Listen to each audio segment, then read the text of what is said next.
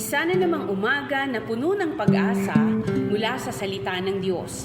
Halina at makibahagi sa ating umagang pagbubulay, pagpapalakas at pagpapatatag sa ating pananampalataya sa Panginoong Hesus. Mula sa Section 6 ng Southern Tagalog District Council of the Assemblies of God, tayong lahat ay magkaisa sa pagpapalagong espiritual.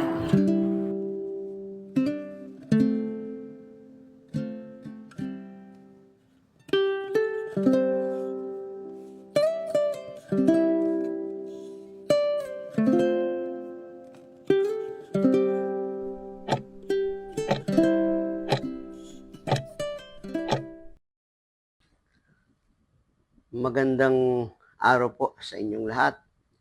Isang mapagpalang araw.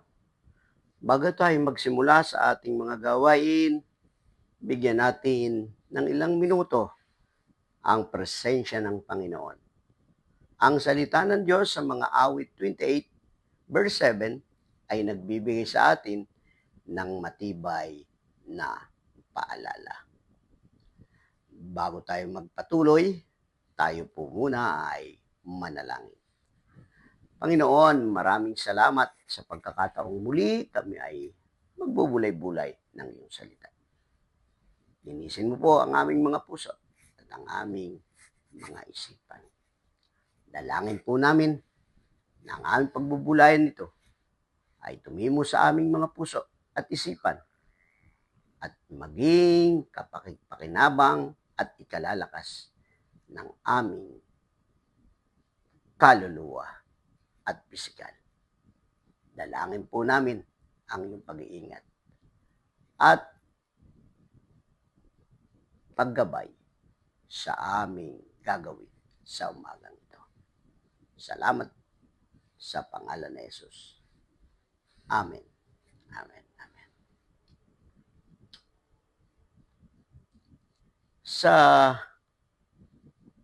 awit 28 verse 7. Si Yahweh ang lakas ko at kalasag.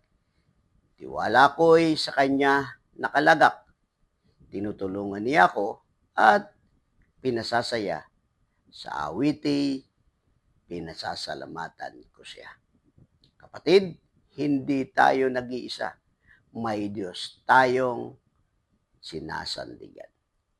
Sa panahon ng maraming pagsubok, problema, at kabiguan, ang talatang ito ay nagbibigay ng tatlong mahalagang paalala tungkol sa ating ugnayan sa Diyos. Sabi po sa talatang 28 verse 7 sa mga awit, si Yahweh ang lakas ko. Opo, si Yahweh ang ating lakas sa panahon ng ating kahinaan. Lahat tayo ay may panahon ng panghihinang, pisikal, emosyonal, at espiritual. Pero ang sabi ng salita, ang Diyos ang nagbibigay ng lakas. Sabi nga ng Isaiah 40 verse 31, ang mga nag-aantay sa Panginoon ay magpapanibagong lakas. Hindi mo kailangang kayanin lahat. Hindi mo kailangang magpanggap na matatag ka kung pagod ka na. Pwede kang huminga, pwede kang umiyak. Dahil may Diyos na nagsasabi, anak, ako ang lakas mo. Kapatid, saan parte ka nang hihina ngayon? Sa pamilya? Sa trabaho? Sa sarili? Ibigay mo sa Diyos ang bigat na yan. Hayaan mong palitan niya ito ng lakas. Ikalawa po ay sabi doon sa awit 28:7, letter A, at kalasag. Ang kalasag sa panahon ni David ay panangga laban sa atake. Sa buhay na dumarating, ang atake mula sa maraming direksyon, problema sa pamilya, sakit ng katawan, kakulangan sa pera, pagkawala sa mahal sa buhay, pangungutya ng tao, pagod sa mundo. Ngunit ang sabi ng salita ng Diyos, ang Diyos ang ating panangga. Sabi nga ng awit 46 verse 1, ang Diyos ay kanlungan at lakas, handang saklolo sa oras ng kaguluhan. Hindi ibig sabihin, walang laban. Ang ibig sabihin, hindi ka nag-iisa sa laban. Meron akong isang ilustrasyon, ang payong at ang ulan. May batang naglalakad sa gitna ng ulan, basang-basa siya. Nang may isang matandang babae na nag-abot ng payong, sabi ng bata, pero ulan pa rin po, hindi naman tumigil. Sabi ng matanda, o anak, pero di mas ligtas ka sa ilalim ng payong kaysa wala. Ganon ang Diyos. Hindi laging inaalis ang ulan, pero laging nagbibigay ng protection. Sa gitna ng unos, sa buhay mo, nasan ka? Lumalabang mag-isa o humahanap ng payong ng Diyos? Kapatid, may Diyos na handang umalalay at gumabay sa atin. Hindi ka nag-iisa. Kasama natin ang Diyos. Kaya nga, napakaganda ng isang awitin.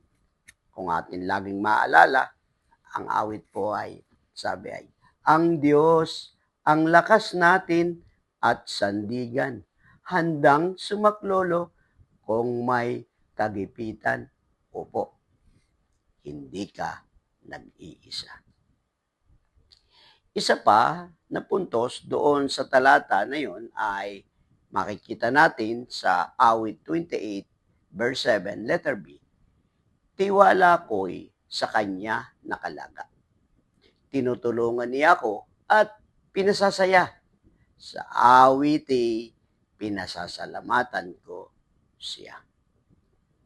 Kapatid, kapag ang puso natin ay lubos na nagtitiwala sa Diyos, may bunga ito. Tulong mo sa Diyos, hindi niya tayo pinababayaan. Kagalakan sa kabila ng problema, yung totoo, hindi ito peke. Totoong totoo, mayroon tayong kagalakan sa panahon ng problema. Pasasalamat at umawit, hindi lang sa labi, kundi galing sa puso. Sabi nga ng awit 32, verse 11, magala kayo sa Panginoon at magtiwala sa Kanya. Kapatid, hindi mo kailangang maging masaya dahil sa sitwasyon. Pwede kang maging masaya dahil alam mong kasama mo ang Diyos. Sa araw na ito, ano ang pasasalamatan mo sa Diyos? Baka hindi perpekto ang sitwasyon, pero siguradong may dahilan para magpasalamat. Salamat sa Diyos, pagkat sa ating talatang binasa ay magiging gabay at lakad natin upang makapamuhay tayo sa kalooban ng Diyos. Muli, nais kong muling sabihin sa inyo na ang Diyos ay patuloy na nagbibigay sa atin ng lakas sa panahon ng ating kahinaan. Ang Diyos ang ating kalasag sa labanan ng buhay at ang Diyos ay nagdadala ng kagalakan at pasasalamat. Purihin ang Panginoon sa buong araw at buong sanlinggo, naway lubusan tayong pagpalain niya. Tayo po ay manalangin. Aming Amang makapangyarihan, salamat po Salamat na kayo ang aming lakas sa panahon ng kahinaan. Sa aming kalasag sa panahon ng panganib at aming kagalakan sa gitna ng problema. Patawarin niyo po kami kung minsan may pinipili naming lumaban na mag-isa. Ngunit ngayong araw, pinagkakatiwala po namin ang aming buong buhay sa inyo. Kung kami man ay pagod, palakasin niyo kami. Kung kami man ay sugatan, protektahan niyo po kami. Kung kami man ay nalulungkot, pasayahin niyo po kami.